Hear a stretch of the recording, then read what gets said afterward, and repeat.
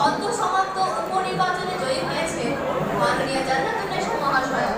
আমি মাননীয় জান্নাতুন্নেসা মহাশয়াকে অনুরোধ করছি আপনি বিধানসভার সদস্য হিসেবে শপথ গ্রহণ করুন। ধন্যবাদ অধ্যক্ষ মহাশয়া।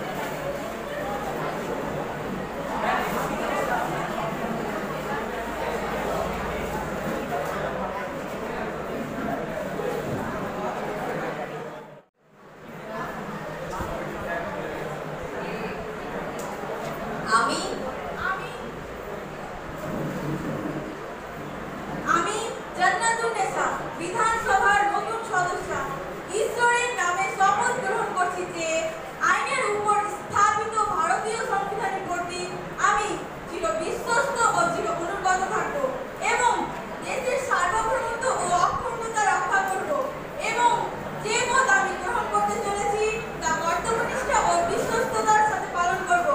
ধন্যবাদ।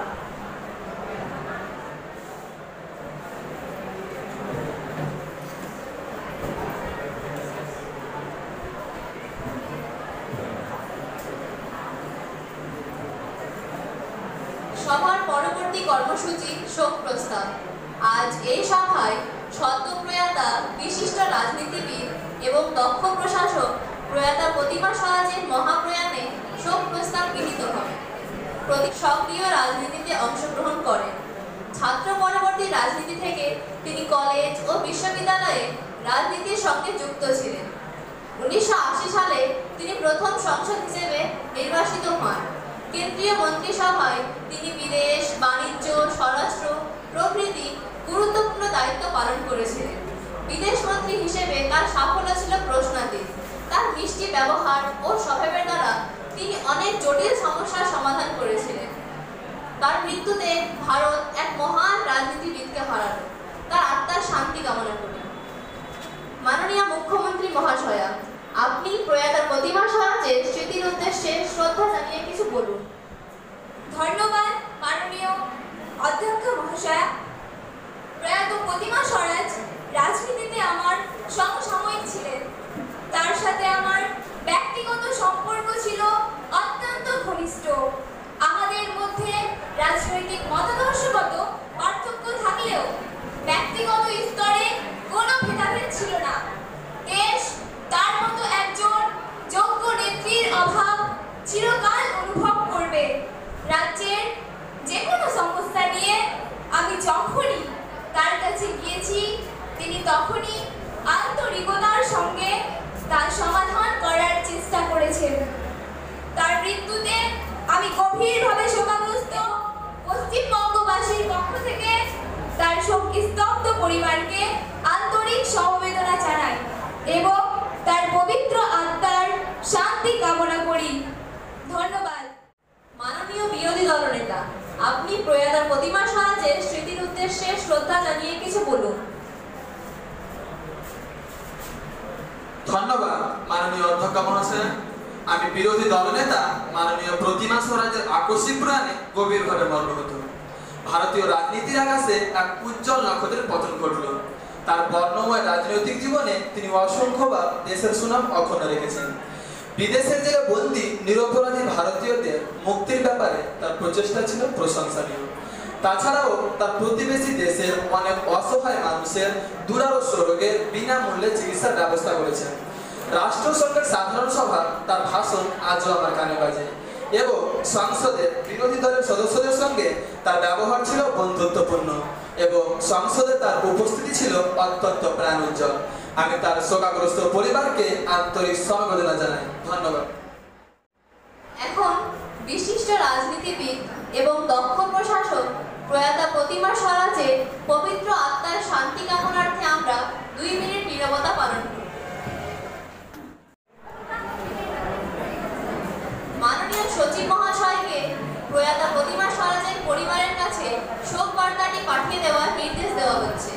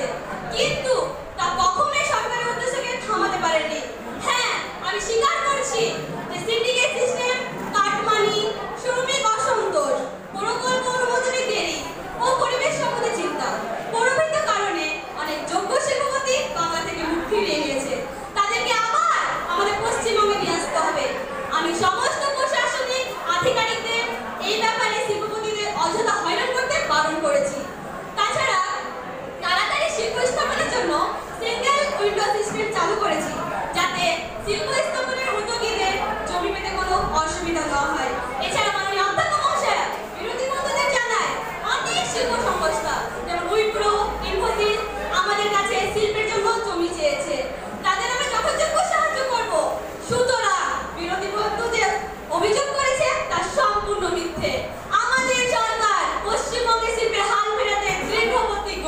ধন্যবাদ। মাননীয় অধ্যক্ষ মহাশয়, আমি এই বিষয়ে একটি অতিরিক্ত প্রশ্ন করতে চাই। আপনাকে অনুমতি দেওয়া হবে। ধন্যবাদ অধ্যক্ষ মহাশয়।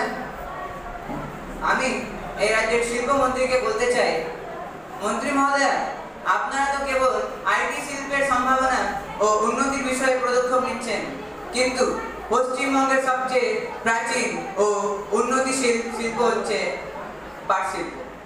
তার উদ্যোগে তো কোনো পদক্ষেপ নিচ্ছেন না। রাজ্যের প্রায় সমস্তই পাট কলগুলি এক এক করে অধিকাংশই বন্ধ হয়ে যাচ্ছে। কাজ হারিয়ে হাজার হাজার শ্রমিক পরিবার পরিজন নিয়ে অনাহারে জীবন কাটাচ্ছে। আমরা জেনেছি গত 6 মাসে 20 জন কর্মহীন শ্রমিক আত্মহত্যা করেছে। শ্রমিকদের এই অসহায় অবস্থা কি আপনাদের চোখে পড়ছে না? মাননীয় মন্ত্রী অধ্যক্ষ মহাশয়া, আমি আপনার মাধ্যমে মন্ত্রী মহোদয়কে বলতে চাই, ঐতিহ্যবাহী এই পাট কলগুলিকে টিকিয়ে রাখার জন্য আপনার সরকার কি কোনো পদক্ষেপ নিচ্ছে? ধন্যবাদ। মাননীয় শিল্পমন্ত্রী মহাশয়া, এই বিষয়ে আপনার মতামত জানান। ধন্যবাদ মাননীয় অধ্যক্ষ মহাশয়া। আমি আপনার মাধ্যমে বিরোধী বন্ধুকে বলতে চাই যে বিরোধী বন্ধু, যে আমাদের সরকার শুধু আইটি শিল্প নয়, কুটির শিল্প থেকে শুরু করে সমস্ত শিল্পের উন্নতিতে সমান উদ্যোগী। এছাড়া মাননীয় অধ্যক্ষ মহাশয়া, শ্রমিক আত্মহত্যার যে তথ্য বিরোধী বন্ধু দিলেন তা মোটো সত্যি নয়। মাত্র 2 জন শ্রমিক আত্মহত্যা করেছে। বিরোধী বন্ধুটি চাইলে আমি তার প্রমাণ দিতে পারি। এছাড়া মাননীয় অধ্যক্ষ মহাশয়া, শ্রমিক আত্মহত্যার যে প্রশ্নটি বিরোধী বন্ধু জানালেন যে 20 জন শ্রমিক আত্মহত্যা করেছে, এটি সম্পূর্ণ মিথ্যে কথা। বিরোধী বন্ধুটি যে 20 জন শ্রমিক আত্মহত্যার যে তথ্যটি দিলেন সেটা মোটেও সত্য নয়। 2 জন শ্রমিক আত্মহত্যা করেছে। আমি স্বীকার করছি যে বেশ কিছু শ্রমিক তার কাজ হারিয়েছে, তবে আমাদের সরকার সেই কাজ হারানো শ্রমিকদের জন্য বিকল্প কাজের চেষ্টা করছে। সেই কাজ হারানো শ্রমিকদের জন্য অনেক শ্রমিক পরিবারগুলোকে বিনামূল্যে প্রায় তেল, চাল, আটা প্রভৃতি দেওয়ার ব্যবস্থা করেছে। এছাড়া আমরাও তার সঙ্গে সঙ্গে যে বিরোধী এর সঙ্গে সঙ্গে কাজ হারানো শ্রমিকদের জন্য বিকল্প কাজের চেষ্টা করছি। মাননীয় বিরোধী বন্ধু, আমরা শেষ প্রশ্নের উত্তরে বলি, সরকার এই কাজ হারানো শ্রমিকদের জন্য ব্যবস্থা নিচ্ছে। বিরোধী বন্ধু, অনেক শ্রমিক কারখানা বন্ধ করে দিচ্ছে, এতে সরকার কি করবে? তা তবুও আমরা এই রুগ্ন কারখানাগুলিকে ভরপুষ্টি দেওয়ার ব্যবস্থা করছি। এছাড়া পাটকলগুলিকে সরকারের মাধ্যমে চালানো যায় কিনা সে ব্যাপারে চিন্তা ভাবনা করছি। ধন্যবাদ। দ্বিতীয় প্রশ্নটি করবেন মাননীয় পৌরমন্ত্রীকে মাননীয় বিরোধী দলনেতা জামিলুল ইসলাম মহাশয়। আমি মাননীয় বিরোধী দলনেতাকে সভায় প্রশ্নটি উত্থাপন করতে অনুরোধ করছি। ধন্যবাদ মাননীয় অধ্যক্ষ মহাশয়া। মাননীয় অধ্যক্ষ মহাশয়া, আমি আপনার মাধ্যমে পৌর ও পূর্ত বিষয়ক মন্ত্রীকে একটি প্রশ্ন করতে চাই। আমাদের পশ্চিমবঙ্গে বর্তমানে 129টির মতো মিউনিসিপ্যালিটি রয়েছে। গত 1 বছর ধরে একটি প্রমুখ দল থেকে অন্য দলে যোগদান করছেন। মিউনিসিপ্যালিটির চেয়ারম্যান বদল হচ্ছে, পরবর্তী আদালতে কেস হচ্ছে এবং অচলাবস্থা সৃষ্টি হচ্ছে। কোনো নাগরিকই পরিষেবার কাজ পাচ্ছে না। আখেরেতে শাসক দলের ভাবমূর্তি নষ্ট হচ্ছে। এই ব্যাপারে আপনার মতামত জানান। ধন্যবাদ। মাননীয় পৌরমন্ত্রী, আপনি সভায় প্রশ্নটির উত্তর দিন। ধন্যবাদ মাননীয় অধ্যক্ষ মহাশয়। বিরোধী সদস্যকে ধন্যবাদ। প্রথমে জানিয়ে রাখি, আমাদের দল এরকম দলবদল একেবারেই পছন্দ করে না। আপনি লক্ষ্য করবেন, যেখানে আমরা ক্ষমতায় রয়েছি সেখানে আমার চেয়ারম্যানের বিরুদ্ধেই অনাস্থা হয়েছে। আমি সমস্ত কাউন্সিলে বলেছি, আপনারা যে দলে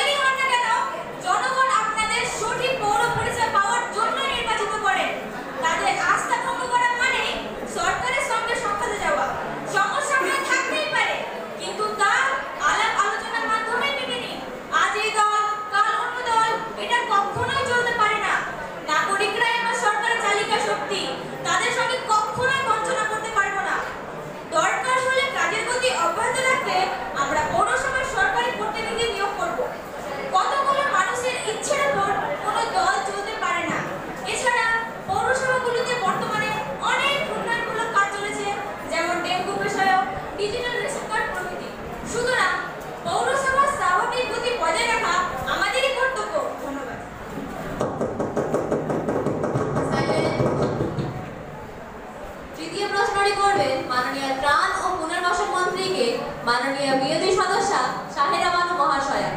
মাননীয় বিরোধী সদস্যা, আপনি সবাই প্রশ্নটি তুলে ধরুন। ধন্যবাদ মাননীয় অধ্যক্ষ মহাশয়। প্রথমে কোচবিহার, জলপাইগুড়ি ও আলিপুরদুয়ার সহ উত্তরবঙ্গের বিস্তীর্ণ এলাকা জুড়ে যে ভয়াবহ বন্যা দেখা দিয়েছে, তাতে বিভিন্ন স্বেচ্ছাসেবক সংস্থা ও সাধারণ মানুষ যেভাবে বন্যা পীড়িতদের পাশে দাঁড়িয়েছেন, তাদের প্রত্যেককে আমি অসংখ্য ধন্যবাদ জানাই। সমাজের এটা একটা ভীষণ ইতিবাচক দিক, কিন্তু যেটা লক্ষ্য করা গেল তা হলো প্রশাসনিক ব্যর্থতা তথা সদিচ্ছার অভাব। দুর্গতদের মাঝে সরকারের তরফ থেকে তেমন কোনো আশা বা ভরসা ইঙ্গিত দেওয়া হয়নি। মাননীয় ত্রাণ ও পুনর্বাসন মন্ত্রীর কাছে আমি জানতে চাই, দুর্গত ও বন্যায় কবলিতদের ক্ষতিপূরণ ও পুনর্বাসনের বিষয়ে সরকার কি পদক্ষেপ নিয়েছেন, নিবেদন সবাই উত্থাপন করার জন্য আমি মাননীয় মন্ত্রী মহাশয়কে অনুরোধ জানাচ্ছি। ধন্যবাদ। মাননীয় ত্রাণ ও পুনর্বাসন মন্ত্রী, আপনি সবাই প্রশ্নটির উত্তর দিন। ধন্যবাদ মাননীয় অধ্যক্ষ মহাশয়া। বর্তমানে সোশ্যাল মিডিয়ার মাধ্যমে বন্যা দুর্গতদের অসহায় অবস্থার কথা খুব সহজে সাধারণ মানুষের কাছে পৌঁছে যাচ্ছে। এতে বহু সাধারণ মানুষ ও স্বেচ্ছাসেবী সংস্থা এই বন্যা দুর্গতদের সাহায্য করার জন্য স্বতঃস্ফূর্তভাবে এগিয়ে এসেছে। আমি সরকারের পক্ষ থেকে তাদের সকলকে জানাই অসংখ্য ধন্যবাদ। তবে এই বিষয়ে প্রশাসনও চুপ নেই। বন্যা দুর্গতদের সাহায্য করার জন্য আমরা তাদের পাশে থাকার আপ্রাণ চেষ্টা করছি। মাননীয় অধ্যক্ষ মহাশয়া, আপনার মাধ্যমে আমি বিরোধী বন্ধুদের জানাতে চাই যে জরুরি ভিত্তিতে তাদের কাছে তিরপল, শুকনো খাবার, পানীয় জল, ওষুধ প্রভৃতি পাঠানোর ব্যবস্থা করেছি। এছাড়া বন্যা প্রত্যেক দুর্গত পরিবারকে আমরা গৃহ নির্মাণের জন্য এককালীন 50,000 টাকা দেওয়ার ব্যবস্থা করেছি। ধন্যবাদ। চতুর্থ প্রশ্নটি করবেন মাননীয় বিরোধী সদস্য শাহনওয়াজ শেখ মহাশয়। মাননীয় বিরোধী সদস্য, আপনি আপনার সমস্যাটি উল্লেখ করুন। ধন্যবাদ মাননীয় অধ্যক্ষ মহাশয়া। আমি আপনার মাধ্যমে রাজ্যের মুখ্যমন্ত্রীকে জানতে চাই যে বিগত কয়েকদিন ধরে আপনার সরকারের আমাকে বলা কর্মসূচি সারা পশ্চিমবঙ্গ জুড়ে চলছে, যেখানে আপনি পশ্চিমবঙ্গের নাগরিককে কোনো সমস্যা, অভিযোগ ও মতামত থাকলে আপনাকে ফোন করতে বলেছেন। আমার জিজ্ঞাসা হলো যে এই যে আপনি দীর্ঘ 5 বছর ধরে ক্ষমতায় আছেন, তাই সরকারের কার্যপদ্ধতি নিয়ে আপনি নিজেই দ্বিধায় রয়েছেন। আপনার মতামতটা একটু জানান। ধন্যবাদ। মাননীয় মুখ্যমন্ত্রী মহাশয়, এই বিষয়ে আপনার মতামত জানান। ধন্যবাদ অধ্যক্ষ মহাশয়া। আপনাকে ধন্যবাদ এরকম প্রাসঙ্গিক বিষয় সভায় উত্থাপন করার জন্য। দীর্ঘদিন ধরেই আমি লক্ষ্য করছিলাম যে সরকার রাস্তাঘাট, পানীয় জল, থানা, ব্লক, হাসপাতালের সমস্যা, নিত্যদিন প্রশাসনিক সমস্যা যেমন বিভিন্ন সরকারি প্রকল্পের ভাগ, SC, ST, OBC caste certificate প্রভৃতি নিয়ে পশ্চিমবঙ্গের সাধারণ মানুষের মধ্যে একটা ক্ষোভ বাড়ছে। আমার সরকারের দৃষ্টিভঙ্গি এবং তার রূপায়ণে কোথাও একটা গ্যাপ থেকে যাচ্ছে, যা আমি অনুবাদন করতে পারছিলাম, কিন্তু সমস্যার মূলটা ধরতে পারছিলাম না। সেই জন্যই আপনারা দেখেছেন নিত্যদিন মানুষের বিক্ষোভ, রাস্তা অবরোধ, বাস, ট্রেন ভাঙচুর, যা মোটেই কাম্য নয়। অনেক ভেবে আমরা তখন আমাকে বলো কর্মসূচি রূপায়িত করি, যাতে পশ্চিমবঙ্গের একেবারে গরিব প্রান্তিক শ্রেণীর মানুষরাও নির্ভয়ে আমার কাছে তাদের অভাব, অভিযোগ ও সমস্যা জানাতে পারে। আমার তরফ থেকে জেলা প্রশাসনের সর্বোচ্চ আধিকারিক জনপ্রতিনিধিদের সহযোগিতা করার জন্য স্পষ্ট নির্দেশ দিয়েছি, যাতে 7 দিনের মধ্যেই এই অভিযোগের নিষ্পত্তি হয়। মাননীয় অধ্যক্ষ মহাশয়া, আমি নিজেই অবাক হয়েছি যে বিগত মাসে প্রায় 1 লক্ষ লোক আমার সঙ্গে যোগাযোগ করেছে। এত লোকের সঙ্গে এইভাবে যুক্ত হতে পেরে আমারও ভালো লাগছে। ধন্যবাদ। বেসরকারি প্রশ্ন উত্তর পর্ব আজকের মতো এখানেই শেষ হলো। এখন দৃষ্টি আকর্ষণের প্রস্তাব। বিধানসভার সদস্যদের পক্ষ থেকে মোট 4টি দৃষ্টি আকর্ষণের প্রস্তাব আমার কাছে জমা পড়েছে। বিষয়বস্তুর গুরুত্ব বিবেচনা করে মাননীয় গোলাম মোহাম্মদ মহাশয়ের প্রশ্নটি আজকে দৃষ্টি আকর্ষণের প্রস্তাব হিসেবে নির্বাচন করছি। মাননীয় গোলাম মোহাম্মদ মহাশয়, আপনাকে দৃষ্টি আকর্ষণের প্রস্তাব তুলে ধরার অনুমতি দেওয়া হলো। ধন্যবাদ মাননীয় অধ্যক্ষ মহাশয়া। আপনার মাধ্যমে রাজ্যের একটি জ্বলন্ত সমস্যাকে তুলে ধরতে চাই। সমস্যাটি হলো নারী পাচার ও নারীদের নিরাপত্তাহীনতা। প্রধানত সীমান্ত এলাকায় নিরক্ষরতা ও দারিদ্রতা এই সমস্যার মূল কারণ। এর সঙ্গে দোষর হিসাবে যুক্ত হয়েছে বাল্যবিবাহ কুসংস্কার। 8 থেকে 18 বছর বয়সী মেয়েরা এটা সবচেয়ে বেশি ক্ষতিগ্রস্ত।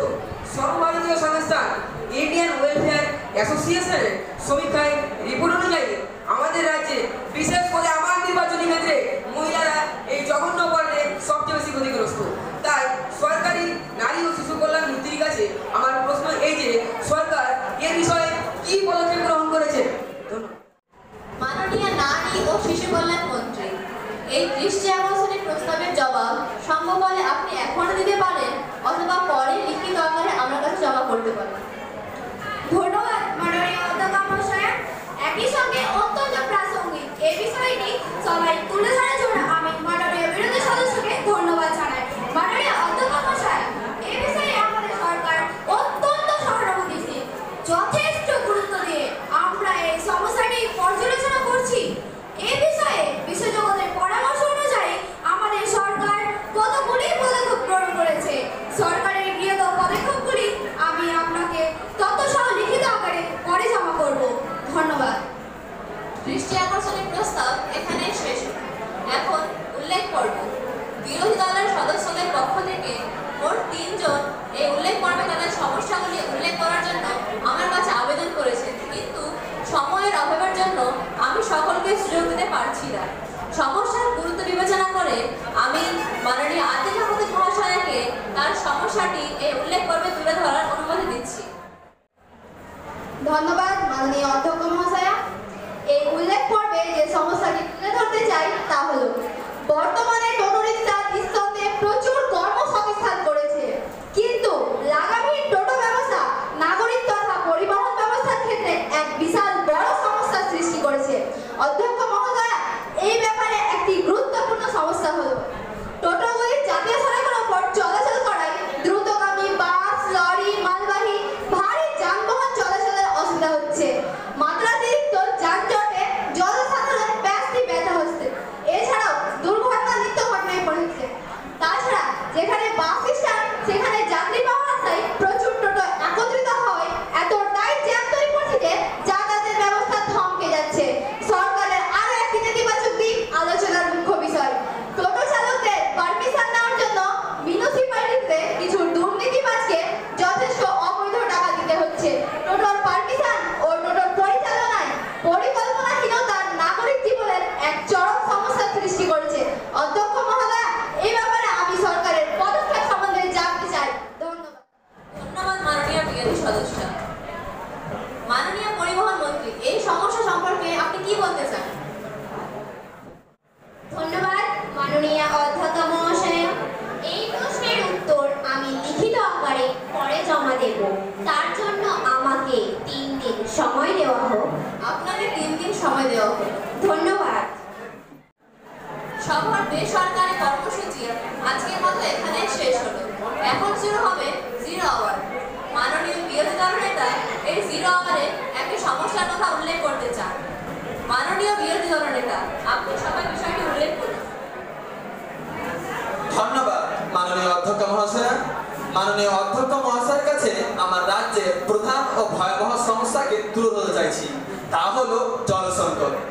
আমরা দীর্ঘদিন ধরে বলে আসছি এবং সাম্প্রতিক আয়োগের সেই রিপোর্ট আমাদের কয়েক বছরের মধ্যে 21টি দেশে প্রবল জল সংকট পড়তে চলেছে 12 কোটিরও বেশি মানুষ। আর 2030 সালে 40% মানুষ খাবার জলটুকু পাবে না। আমরা দেখেছি চেন্নাইয়ে 20 টাকার জলের বোতল 400 টাকাতে বিক্রি হয়েছে। হোটেল মালিক বলে দিচ্ছে রুম ভাড়া করলেও 24 ঘন্টা জলের গ্যারান্টি নেই। এই ভয়াবহ দৃশ্য আমাদের রাজ্যের মালদা, বীরভূম, বাঁকুড়া প্রভৃতি জেলাতেও দেখা গেছে। অথচ সরকার উদাসীন। ভূগর্ভস্থ জল তুলে ব্যবস্থা করা হচ্ছে, নির্বিচারে গাছ কাটা হচ্ছে।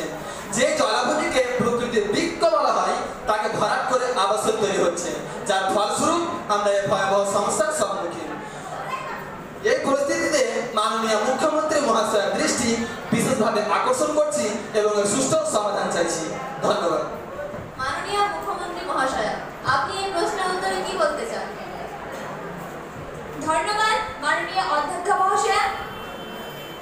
মাননীয় অধ্যক্ষ মহাশয়া, আমি এই রাজ্যের মুখ্যমন্ত্রী হিসেবে বিরোধী দলনেতার অভিযোগের আংশিক সত্যতা স্বীকার করছি। এই ব্যাপারে সরকারের গৃহীত ব্যবস্থা হিসেবে যে সব পদক্ষেপ নিয়েছি তা তুলে ধরতে চাই। প্রথমত, সরকার গঠন হওয়ার সঙ্গে সঙ্গে আমরা এমন একটি তদন্তকারী দল গঠন করেছি যাতে জলের অসাধু ব্যবসা বন্ধ করতে পারি। দ্বিতীয়ত, খরাপ্রবণ অঞ্চল যেমন পুরুলিয়া, বাঁকুড়া প্রভৃতি জেলায় বর্ষার অতিরিক্ত জলকে যাতে আমরা চেক ড্যামের মাধ্যমে ধরে রেখে কৃষির ব্যবস্থা করতে পারি সেই দিকে নজর দেওয়া হচ্ছে।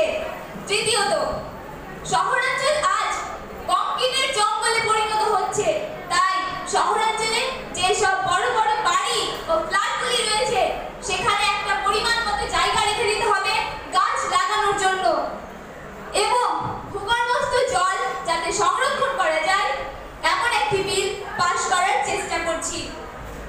চতুর্থত, আপনারা জানেন আমরা জল ধরো কাজ করো কর্মসূচি নিয়েছি, যেখানে বর্ষার জলকে ধরে রেখে আমরা বিভিন্ন কাজ করতে পারি। বর্ষাকালে ছাদের জল পাইপলাইনের মাধ্যমে ভূগর্ভস্থ করতে পারি। পঞ্চমত, আপনারা নিশ্চয়ই জানেন বিগত বছরে প্রতিটি ব্লকে প্রায় 1 লক্ষ লোক বৃক্ষরোপণ গ্রহণের কর্মসূচি নেওয়া হয়েছিল। এইবারে আমি সেটা প্রতিটি ব্লকে 2 লক্ষ করে বৃক্ষরোপণ গ্রহণের কর্মসূচি দিলাম। ষষ্ঠত, মনে রাখতে হবে আমাদের সরকার যা বলে তা করে দেখায়। আমরা জলের অপচয় নিবারণ করতে জনগণকে সচেতন করে তোলার জন্য বিভিন্ন গণমাধ্যমগুলির সাহায্য নিচ্ছি। ধন্যবাদ। ধন্যবাদ মাননীয় মুখ্যমন্ত্রী মহাশয়া। জিরো আওয়ার আজকের মতো এখানে শেষ হলো। এখন শুরু হচ্ছে সরকারি পর্ব। সরকারি পর্বের প্রথমেই একটি সরকারি বিল আনা হবে। যাত্রী নিরাপত্তা সংক্রান্ত বিলটি পেশ করবেন মাননীয় পরিবহন মন্ত্রী টিনা মণ্ডল মহাশয়া। মাননীয় মন্ত্রীকে আমি সভায় বিলটি পেশ করার অনুমতি দিচ্ছি। ধন্যবাদ মাননীয় অধ্যক্ষ মহাশয়। আমি সরকারের পরিবহন মন্ত্রী টিনা মণ্ডল সরকারের পক্ষ থেকে যাত্রী নিরাপত্তা বিল 2019 পেশ করার জন্য সবার অনুমতি প্রার্থনা করছি। মাননীয় সদস্যগণ, যাত্রী নিরাপত্তা বিল 2019 সভায় পেশ করার অনুমতি দেওয়া হোক। আপনারা যারা অনুমতি দিতে ইচ্ছুক তারা হাত তুলুন। সময় শেষ হয়ে গেছে। সময় শেষ হলে কিন্তু হবে না, এই অসুবিধা হবে। বলে দিতে হবে। এবার আপনারা যারা অনুমতি দিতে অনিচ্ছুক তারা হাত তুলুন।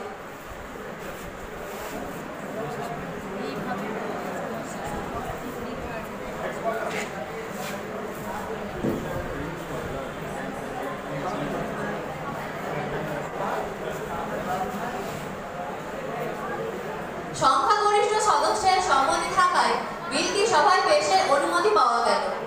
মাননীয় পরিবহন মন্ত্রী, আপনি বিলটি পেশ করুন। ধন্যবাদ মাননীয় অধ্যক্ষ মহাশয়। যাত্রী নিরাপত্তা বিল 2019 বিবেচনার জন্য সভায় পেশ করলাম।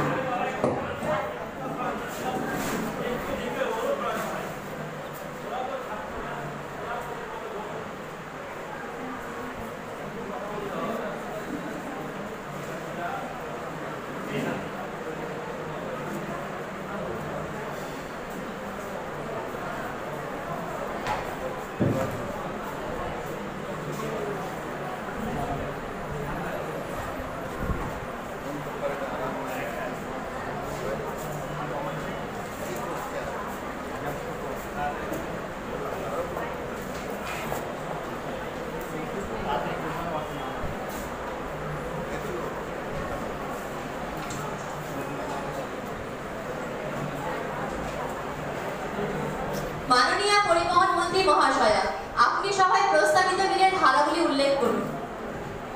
ধন্যবাদ মাননীয় অধ্যক্ষ মহাশয়া। যাত্রী সুরক্ষা 2019 প্রস্তাবিত ধারাগুলি হল: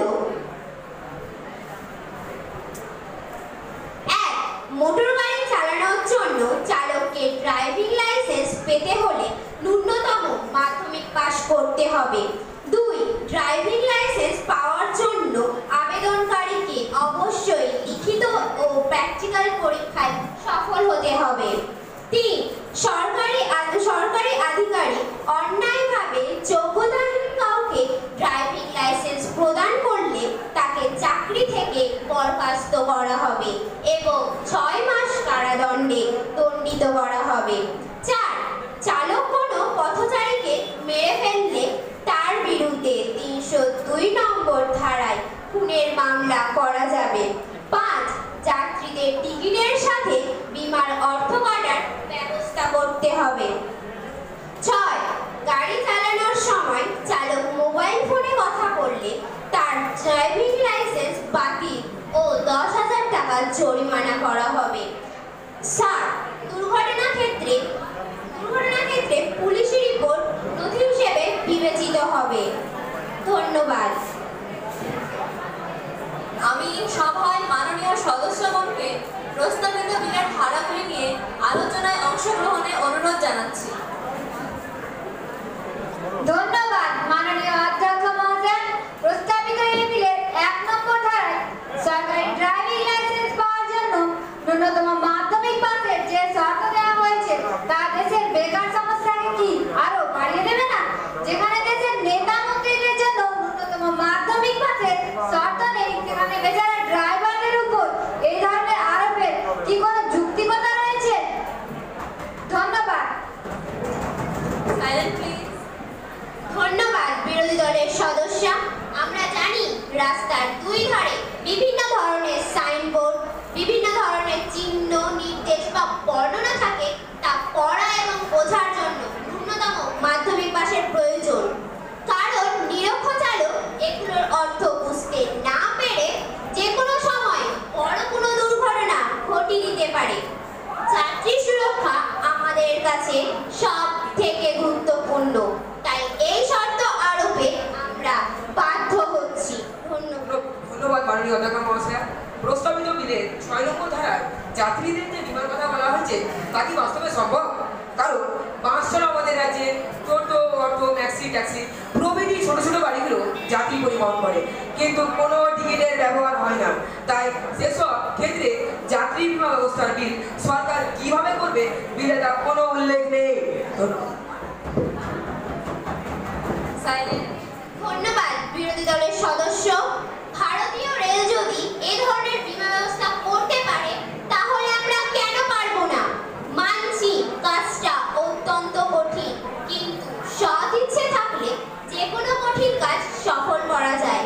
আমাদের সরকারের সৎ ইচ্ছে রয়েছে, তাই যতই কঠিনই হোক না কেন আমাদের সরকারের কাছে এটি মোটেই অসম্ভব বা অবাস্তব নয়। ধন্যবাদ।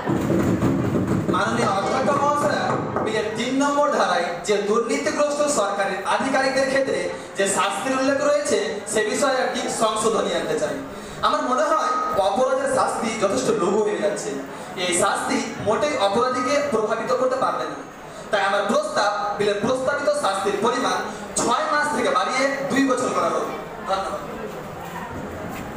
ধন্যবাদ মাননীয় বিরোধী দলনেতা। মাননীয় অধ্যক্ষ মহাশয়া, আমরা গণতান্ত্রিক আদর্শে বিশ্বাসী, তাই বিরোধী দলনেতার মতামতকে সম্মান জানিয়ে প্রস্তাবিত বিলের ক্ষেত্রে যে সংশোধনীয় প্রস্তাবটি এনেছেন তা আমরা গ্রহণ করছি। অর্থাৎ বিলের 3 নম্বর ধারায় যে শাস্তির কথা উল্লেখ রয়েছে তা 6 মাস থেকে বাড়িয়ে 2 বছর করা হলো। ধন্যবাদ। মাননীয় অধ্যক্ষ মহাশয়, বিলটি যেভাবে সবাই স্থগিত হলো তা গ্রহণ করা হোক। ধন্যবাদ। প্রশ্ন হলো, যাত্রী নিরাপত্তা বিল 2019 সভায় যেভাবে স্থিরীকৃত হলো তা গ্রহণ করা হোক। আপনারা যারা বিলের সপক্ষে তারা হাত তুলুন।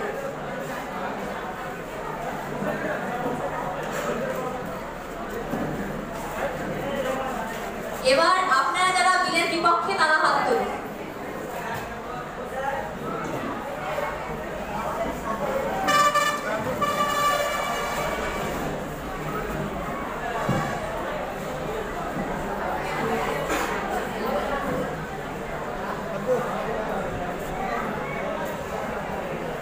সংখ্যাগরিষ্ঠ সদস্যের সম্মতি থাকায় বিলটি সভায় গৃহীত